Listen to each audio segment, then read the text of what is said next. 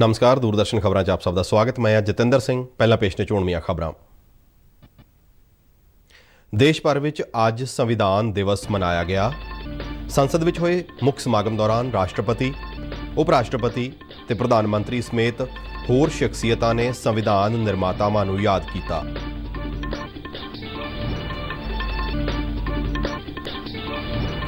ਪੰਜਾਬ ਦੇ ਰਾਜਪਾਲ ਬਨਵਾਰੀ ਲਾਲ ਪੁਰੋਹਿਤ ਤਖਤ ਸ਼੍ਰੀ ਕੇਸਗੜ੍ਹ ਸਾਹਿਬ ਵਿਖੇ ਨਤਮਸਤਕ ਹੋਏ।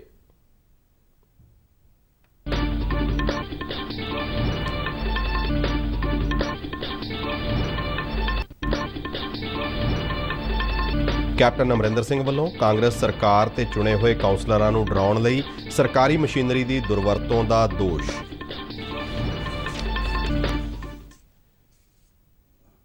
ਤੇ ਹੁਣ ਖਬਰਾਂ ਵਿਸਥਾਰ ਨਾਲ। ਅੱਜ ਦੇਸ਼ ਭਰ ਵਿੱਚ ਸੰਵਿਧਾਨ ਦਿਵਸ ਮਨਾਇਆ ਗਿਆ। ਰਾਸ਼ਟਰਪਤੀ ਰਾਮਨਾਥ ਕੋਵਿੰਦ ਨੇ ਪਾਰਲੀਮੈਂਟ ਦੇ ਕੇਂਦਰੀ ਹਾਲ ਵਿੱਚ ਆਯੋਜਿਤ ਸੰਵਿਧਾਨ ਦਿਵਸ ਦੇ ਸਮਾਗਮ ਦੀ ਅਗਵਾਈ ਕੀਤੀ। ਉਨ੍ਹਾਂ ਭਾਰਤੀ ਸੰਵਿਧਾਨ ਦੀ ਡਿਜੀਟਲ ਕਾਪੀ ਜਾਰੀ ਕਰਨ ਤੋਂ ਇਲਾਵਾ ਸੰਵਿਧਾਨਕ ਲੋਕਤੰਤਰ ਬਾਰੇ ਇੱਕ ਪ੍ਰਸ਼ਨ ਉੱਤਰ ਪੋਰਟਲ ਵੀ ਜਾਰੀ ਕੀਤਾ। ਚੇਤੇ ਰਹੇ, ਸੰਵਿਧਾਨ ਸਭਾ ਵੱਲੋਂ 26 ਨਵੰਬਰ 1949 ਨੂੰ ਹੀ ਭਾਰਤੀ ਸੰਵਿਧਾਨ ਨੂੰ ਪ੍ਰਵਾਨਗੀ ਦਿੱਤੀ ਗਈ ਸੀ। ਸਮਾਗਮ ਨੂੰ ਸੰਬੋਧਨ ਕਰਦਿਆਂ ਰਾਸ਼ਟਰਪਤੀ ਰਾਮਨਾਥ ਕੋਵਿੰਦ ਨੇ ਕਿਹਾ ਕਿ ਭਾਰਤ ਵਿਸ਼ਵ ਵਿੱਚ ਸਭ ਤੋਂ ਵੱਡਾ ਲੋਕਤੰਤਰ ਹੈ ਅਤੇ 72 ਸਾਲ ਪਹਿਲਾਂ ਸੰਵਿਧਾਨ ਨਿਰਮਾਤਾਵਾਂ ਨੇ ਦੇਸ਼ ਦਾ ਸੰਵਿਧਾਨ ਰਾਸ਼ਟਰ ਨੂੰ ਸਮਰਪਿਤ ਕੀਤਾ ਸੀ। ਉਨ੍ਹਾਂ ਕਿਹਾ ਕਿ ਸੰਵਿਧਾਨ ਸਭਾ ਵਿੱਚ ਸਾਰੇ ਵਿਦਵਾਨ ਲੋਕ ਸਨ ਅਤੇ ਉਨ੍ਹਾਂ ਹਰੇਕ ਧਾਰਾ ਬਾਰੇ ਵਿਸਥਾਰ ਨਾਲ ਵਿਚਾਰ ਵਟਾਂਦਰਾ ਕੀਤਾ। ਉਨ੍ਹਾਂ ਕਿਹਾ ਕਿ ਭਾਰਤੀ ਸੰਵਿਧਾਨ ਹੀ ਇੱਕ ਅਜਿਹਾ ਸੰਵਿਧਾਨ ਹੈ ਜਿਸ ਵਿੱਚ ਸ਼ੁਰੂ ਤੋਂ ਹੀ ਔਰਤਾਂ ਨੂੰ ਵੋਟ ਪਾਉਣ ਦਾ ਅਧਿਕਾਰ ਦਿੱਤਾ ਗਿਆ ਹੈ, ਜਦਕਿ ਕਈ ਵਿਦੇਸ਼ੀ ਮੁਲਕਾਂ ਵਿੱਚ ਇਹ ਅਧਿਕਾਰ ਕਾਫੀ ਦੇਰ ਬਾਅਦ ਮਿਲਿਆ। पहले इसी सेंट्रल हॉल में 72 वर्ष पहले हमारे संविधान निर्माताओं ने स्वाधीन भारत के उज्जवल भविष्य के दस्तावेज को यानी हमारे संविधान को अंगीकार किया था तथा भारत की जनता के लिए आत्मार्पित किया था। हमारे देशवासियों ने जब अपनी नियति के निर्धारण का अधिकार हासिल किया, उस समय का भारत लंबे विदेशी शासन के दौरान किए गए शोषण से त्रस्त था। उस समय हमारे देश के करोड़ों लोग गरीबी और निरक्षरता का दंश भोग रहे थे। उस स्थिति को बदलने के लिए तथा राष्ट्र निर्माण के लिए लोगों में उत्साह जागृत हो चुका था। हमारे कर्मठ देशवासियों को एक संवैधानिक संरचना की आवश्यकता थी। ਸਮਾਗਮ ਨੂੰ ਸੰਬੋਧਨ ਕਰਦਿਆਂ ਪ੍ਰਧਾਨ ਮੰਤਰੀ ਨਰਿੰਦਰ ਮੋਦੀ ਨੇ ਕਿਹਾ ਕਿ ਅੱਜ ਦਾ ਦਿਨ ਬਾਬਾ ਸਾਹਿਬ ਵਰਗੀਆਂ ਮਹਾਨ ਸ਼ਖਸੀਅਤਾਂ ਨੂੰ ਨਮਨ ਕਰਨ, ਸੰਸਦ ਨੂੰ ਪ੍ਰਣਾਮ ਕਰਨ ਅਤੇ ਆਜ਼ਾਦੀ ਲਈ ਜਾਨਾਂ ਵਾਰਨ ਵਾਲੇ ਸ਼ਹੀਦਾਂ ਦੇ ਬਲੀਦਾਨ ਨੂੰ ਨਮਨ ਕਰਨ ਦਾ ਦਿਨ ਹੈ।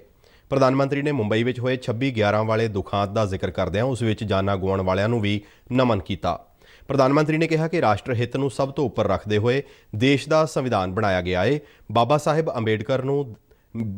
ਅੰਬੇਡਕਰ ਨੇ ਦੇਸ਼ ਨੂੰ ਬਹੁਤ ਵੱਡਾ ਨਜ਼ਰਾਨਾ ਦਿੱਤਾ।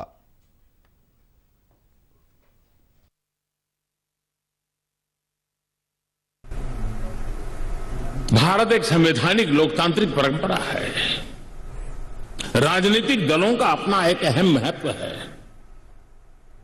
और राजनीतिक दल भी हमारी संविधान की भावनाओं को जन जन तक पहुंचाने का एक प्रमुख माध्यम है। लेकिन संविधान की भावना को भी चोट पहुंची है।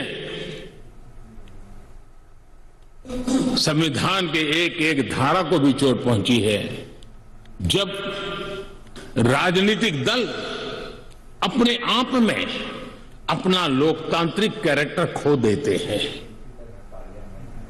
जो दल स्वयं लोकतांत्रिक कैरेक्टर खो चुके हो वो लोकतंत्र की रक्षा कैसे कर सकते हैं।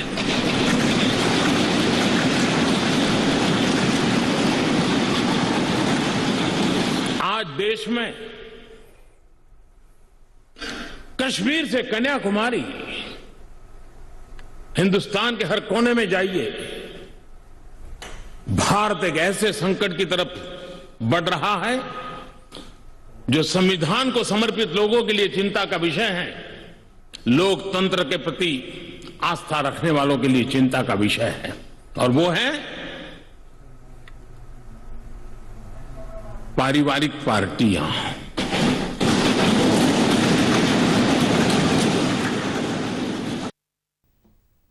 ਉਪ ਰਾਸ਼ਟਰਪਤੀ ਐਮ ਵੈਂਕਈਆ ਨਾਇਡੂ ਅਤੇ ਲੋਕ ਸਭਾ ਸਪੀਕਰ ਓਮ ਬਿਰਲਾ ਨੇ ਵੀ ਸਮਾਗਮ ਨੂੰ ਸੰਬੋਧਨ ਕੀਤਾ। ਕੇਂਦਰੀ ਮੰਤਰੀ, ਸੰਸਦ ਮੈਂਬਰ ਅਤੇ ਹੋਰ ਮੰਨੀਆਂ ਪ੍ਰਮੰਨੀਆਂ ਸ਼ਖਸੀਅਤਾਂ ਸਮਾਗਮ ਵਿੱਚ ਹਾਜ਼ਰ ਸਨ।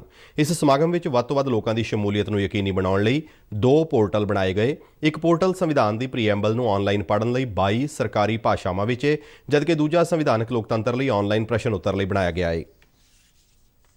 ਪੰਜਾਬ ਦੇ ਰਾਜਪਾਲ ਅਤੇ ਚੰਡੀਗੜ੍ਹ ਦੇ ਪ੍ਰਸ਼ਾਸਕ ਬਨਵਾਰੀ ਲਾਲ ਪੁਰੋਹਿਤ ਨੇ ਸੰਵਿਧਾਨ ਦਿਵਸ ਮੌਕੇ ਭਾਰਤੀ ਸੰਵਿਧਾਨ ਦੇ ਨਿਰਮਾਤਾ ਬਾਬਾ ਸਾਹਿਬ ਡਾਕਟਰ ਭੀਮ ਰਾਓ ਅੰਬੇਦਕਰ ਅਤੇ ਸੰਵਿਧਾਨ ਨਿਰਮਾਣ ਵਿੱਚ ਯੋਗਦਾਨ ਪਾਉਣ ਵਾਲੀਆਂ ਸ਼ਖਸੀਅਤਾਂ ਨੂੰ ਸ਼ਰਧਾਂਜਲੀ ਭੇਂਟ ਕੀਤੀ। ਇਸ ਦੌਰਾਨ ਸੰਵਿਧਾਨ ਦਿਵਸ ਦੇ ਮੌਕੇ ਤੇ ਅੱਜ ਪੰਜਾਬ ਵਿੱਚ ਵੀ ਵੱਖ-ਵੱਖ ਥਾਈਂ ਸਮਾਗਮ ਹੋਏ। ਕੇਂਦਰ ਸਰਕਾਰ ਦੇ ਮਹਿਕਮਿਆਂ ਵੱਲੋਂ ਸੰਵਿਧਾਨ ਦੀ ਪ੍ਰੀਐਂਬਲ ਪੜ੍ਹੀ ਗਈ। ਸੀਮਾ ਸੁਰੱਖਿਆ ਬਲ ਦੇ ਜਲੰਧਰ ਸਥਿਤ ਫਰੰਟੀਅਰ ਹੈੱਡਕੁਆਰਟਰ ਵਿਖੇ ਆਈਜੀ ਸੋਨਾਲੀ ਮਿਸ਼ਰਾ ਦੀ ਅਗਵਾਈ ਹੇਠ ਅਧਿਕਾਰੀਆਂ ਦੇ ਨਾਲ ਜਵਾਨਾਂ ਨੇ ਇਹ ਪ੍ਰੀਐਂਬਲ ਪੜ੍ਹੀ।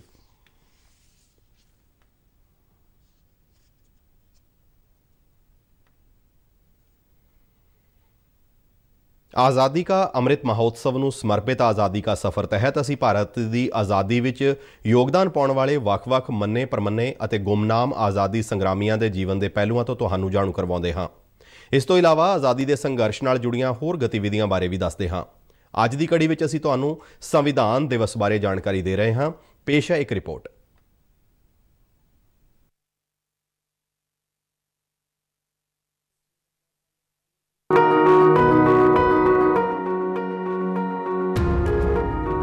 We, the people of India.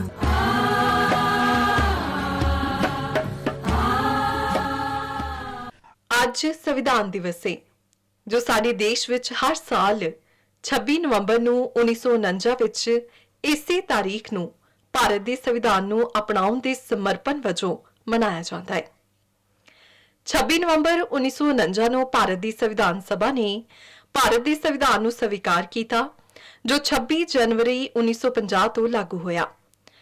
19 ਨਵੰਬਰ 2015 ਨੂੰ ਸਮਾਜਿਕ ਨਿਆਂ ਅਤੇ ਸ਼ਕਤੀਕਰਨ ਮੰਤਰਾਲੇ ਨੇ ਨਾਗਰਿਕਾਂ ਵਿੱਚ ਸੰਵਿਧਾਨਿਕ ਕਦਰਾਂ ਕੀਮਤਾਂ ਨੂੰ ਪ੍ਰਫੁੱਲਿਤ ਕਰਨ ਲਈ ਹਰ ਵਰੇ 26 ਨਵੰਬਰ ਨੂੰ ਸੰਵਿਧਾਨ ਦਿਵਸ ਮਨਾਉਣ ਲਈ ਭਾਰਤ ਸਰਕਾਰ ਦੇ ਫੈਸਲੇ ਨੂੰ ਨੋਟੀਫਾਈ ਕੀਤਾ।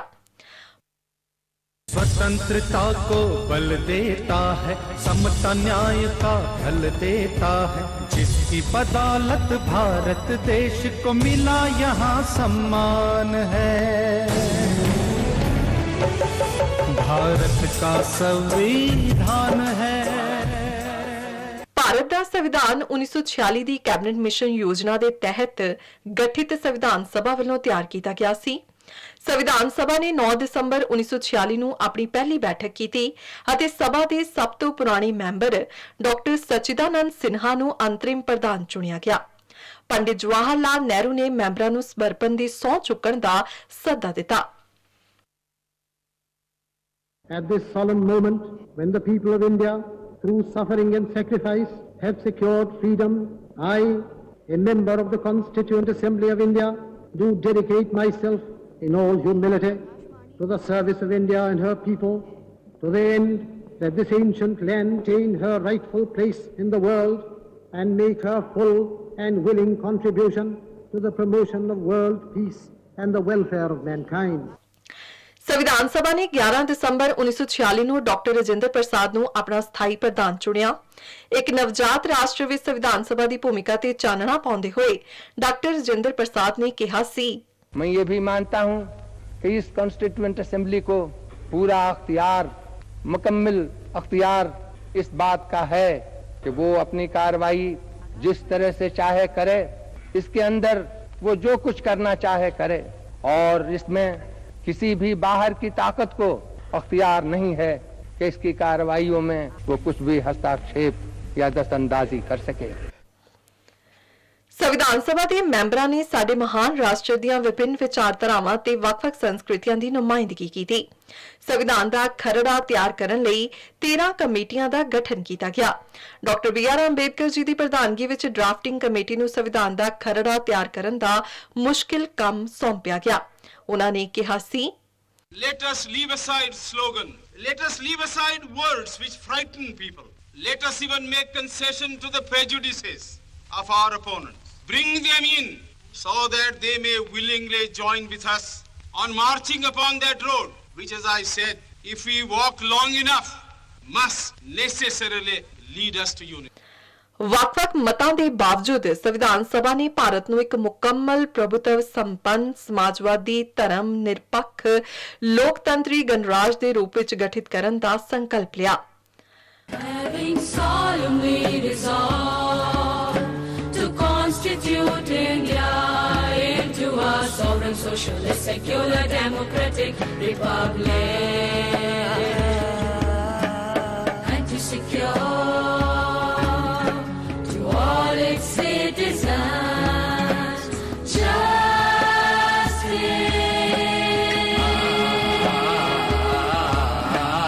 social, economic, and political. Bharat ਦਾ ਸੰਵਿਧਾਨ ਦੁਨੀਆ ਦਾ ਸਭ ਤੋਂ ਲੰਬਾ ਲਿਖਿਤ ਸੰਵਿਧਾਨ ਹੈ, ਜਿਸ ਵਿੱਚ 395 ਧਾਰਾਵਾਂ, 22 ਭਾਗ ਅਤੇ 12 ਅਨੁਸੂਚੀਆਂ ਨੇ।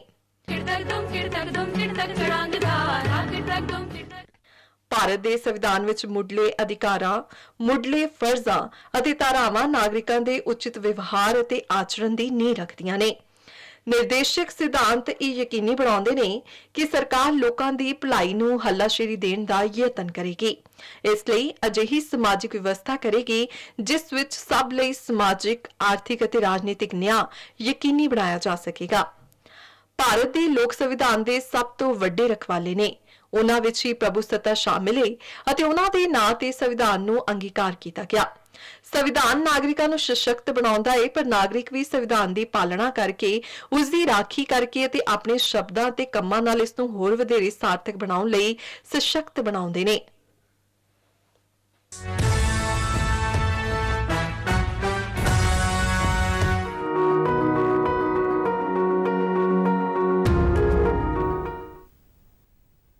ਪੰਜਾਬ ਦੇ ਰਾਜਪਾਲ ਬਨਵਾਰੀ ਲਾਲ ਪੁਰੋਹਿਤ ਅੱਜ ਸ਼੍ਰੀ ਅਨੰਦਪੁਰ ਸਾਹਿਬ ਵਿਖੇ ਤਖਤ ਸ਼੍ਰੀ ਕੇਸਗੜ੍ਹ ਸਾਹਿਬ ਵਿਖੇ ਨਤਮਸਤਕ ਹੋਏ। ਇਸ ਮੌਕੇ ਤਖਤ ਸ਼੍ਰੀ ਕੇਸਗੜ੍ਹ ਸਾਹਿਬ ਦੇ ਹੈੱਡ ਗ੍ਰੰਥੀ ਗਿਆਨੀ ਪ੍ਰਣਾਮ ਸਿੰਘ ਅਤੇ ਗੁਰਦੁਆਰਾ ਪ੍ਰਬੰਧਨ ਵੱਲੋਂ ਰਾਜਪਾਲ ਨੂੰ ਸਿਰੋਪਾਓ ਦੇ ਕੇ ਸਨਮਾਨਿਤ ਕੀਤਾ ਗਿਆ। ਉਹਨਾਂ ਗੁਰਦੁਆਰਾ ਸਾਹਿਬ ਲੰਗਰ ਹਾਲ ਵਿਖੇ ਲੰਗਰ ਵੀ ਛਕਿਆ। ਬਾਅਦ ਵਿੱਚ ਮੀਡੀਆ ਨਾਲ ਗੱਲਬਾਤ ਕਰਦਿਆਂ ਰਾਜਪਾਲ ਨੇ ਕਿਹਾ ਕਿ ਅੱਜ ਉਹ ਖੁਦ ਨੂੰ ਵਡਭਾਗੀ ਮਹਿਸੂਸ ਕਰ ਰਹੇ ਨੇ ਕਿ ਉਹਨਾਂ ਨੂੰ ਖਾਲਸਾ ਪੰਥ ਦੀ ਸਾਜਨਾ ਦੇ ਸਥਾਨ ਤਖਤ ਸ਼੍ਰੀ ਕੇਸਗੜ੍ਹ ਸਾਹਿਬ ਵਿਖੇ ਨਤਮਸਤਕ ਹੋਣ ਦਾ ਮੌਕਾ ਮਿਲਿਆ ਏ। ਬਾਅਦ ਵਿੱਚ ਰਾਜਪਾਲ ਬਨਵਾਰੀ ਲਾਲ ਪੁਰੋਹਿਤ ਨੇ 8ਵੇਂ ਅਜੂਬੇ ਵਜੋਂ ਜਾਣੇ ਜਾਂਦੇ ਵਿਰਾਸਤੇ ਖਾਲਸਾ ਅਜਾਇਬ ਘਰ ਨੂੰ ਵੀ ਵੇਖਿਆ। ਉਹਨਾਂ ਵੱਖ-ਵੱਖ ਗੈਲਰੀਆਂ ਰਾਹੀਂ ਇਤਿਹਾਸ ਅਤੇ ਪੰਜਾਬ ਦੇ ਅਮੀਰ ਗੌਰਵਮਈ ਵਿਰਸੇ ਨੂੰ ਜਾਣਨ ਵਿੱਚ ਡੂੰਘੀ ਦਿਲਚਸਪੀ ਵਿਖਾਈ। ਰਾਜਪਾਲ ਨਾਲ ਉਹਨਾਂ ਦੇ ਮੁੱਖ ਸਕੱਤਰ JM ਬਾਲਾਮੁਰਗਨ ਤੋਂ ਇਲਾਵਾ ਜ਼ਿਲ੍ਹਾ ਰੂਪਨਗਰ ਦੇ ਸੀਨੀਅਰ ਅਧਿਕਾਰੀ ਵੀ ਮੌਜੂਦ ਸਨ। ਪੰਜਾਬ ਦੇ ਸਾਬਕਾ ਮੁੱਖ ਮੰਤਰੀ ਕੈਪਟਨ ਅਮਰਿੰਦਰ ਸਿੰਘ ਨੇ ਦੋਸ਼ ਲਗਾਇਆ ਹੈ ਕਿ ਪੰਜਾਬ ਦੀ ਕਾਂਗਰਸ ਸਰਕਾਰ ਚੁਣੇ ਹੋਏ ਕੌਂਸਲਰਾਂ ਨੂੰ ਡਰਾਉਣ ਲਈ ਸਰਕਾਰੀ ਮਸ਼ੀਨਰੀ ਦੀ ਦੁਰਵਰਤੋਂ ਕਰ ਰਹੀ ਹੈ। ਇੱਕ ਟਵੀਟ ਵਿੱਚ ਉਹਨਾਂ ਕਿਹਾ ਕਿ ਪੰਜਾਬ ਸਰਕਾਰ ਪਟਿਆਲਾ ਵਿੱਚ ਸਾਰੀ ਗੈਰ ਕਾਨੂੰਨੀ ਤਾਕਤ ਦੇ ਬਾਵਜੂਦ ਮੇਅਰ ਖਿਲਾਫ ਬੇਭਰੋਸਗੀ ਦਾ ਮਤਾ ਪਾਸ ਨਹੀਂ ਕਰਵਾ ਸਕੀ, ਕਿਉਂਕਿ ਸਰਕਾਰੀ ਧਿਰ ਕੋਲ ਜ਼ਰੂਰੀ 2/3 ਕੌਂਸਲਰਾਂ ਦਾ ਬਹੁਮਤ ਨਹੀਂ ਸੀ, ਪਰ ਇਸ ਦੇ ਬਾਵਜੂਦ ਪਟਿਆਲਾ ਦੇ ਮੇਅਰ ਨੂੰ ਹਟਾ ਦਿੱਤਾ ਗਿਆ। ਗੁਰਦਾਸਪੁਰ ਜ਼ਿਲ੍ਹੇ ਦੇ ਪਿੰਡ ਕੋਟਲਾ ਖੁਰਦ ਦੇ ਵਸਨੀਕ ਸ਼ਹੀਦ ਲਾਂਸ ਨਾਇਕ ਸੰਦੀਪ ਸਿੰਘ 2018 ਵਿੱਚ ਜੰਮੂ ਕਸ਼ਮੀਰ ਦੇ ਕੁਪਵਾੜਾ ਵਿਖੇ ਅੱਤਵਾਦੀਆਂ ਨਾਲ ਮੁਕਾਬਲੇ ਦੌਰਾਨ ਸ਼ਹੀਦ ਹੋ ਗਏ ਸਨ। ਇਸ ਬੇਮਿਸਾਲ ਬਹਾਦਰੀ ਲਈ ਬੀਤੇ ਦਿਨੀ ਰਾਸ਼ਟਰਪਤੀ ਨੇ ਸ਼ਹੀਦ ਸੰਦੀਪ ਸਿੰਘ ਨੂੰ ਮਰਨ ਉਪਰੰਤ ਸ਼ੌर्य ਚੱਕਰ ਨਾਲ ਨਵਾਜਿਆ। ਇੱਕ ਰਿਪੋर्ट। स्वर्गीय लांस नायक संदीप सिंह की पत्नी श्रीमती गुरप्रीत कौर।